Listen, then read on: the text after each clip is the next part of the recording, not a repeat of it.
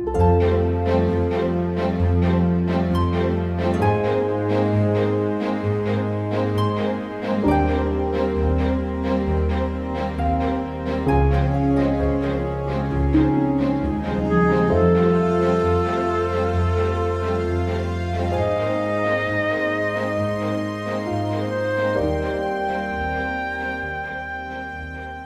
को जोहार ᱧᱩᱛᱩᱢ अनिल हांसदा आतो सिमुलदही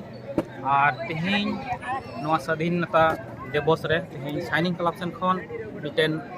मिद दिन बिन जीरो रे फुटबॉल एने पाराले हुई चित कना और नवा रे तिना हर को जेवेंट किदा से नवा रे पार्टिसिपेट को एम किदा जतो हर अडी मौज नपाय को एम कदा और नित धबिक ते मौज के खेला को चला कना और आलिया मिटेन उद्देश्य दो नवा कान गया साइनिंग क्लब सेन खन जेमन तिना ड्रॉप आउट कोड़ा को से कुड़ी को नियो ऑक्टे रे नोकना जुग हेज पड़ाव कना जे अडी लेकाते बढ़िया से को चला कना मिद निशा दुरिब से लेकाते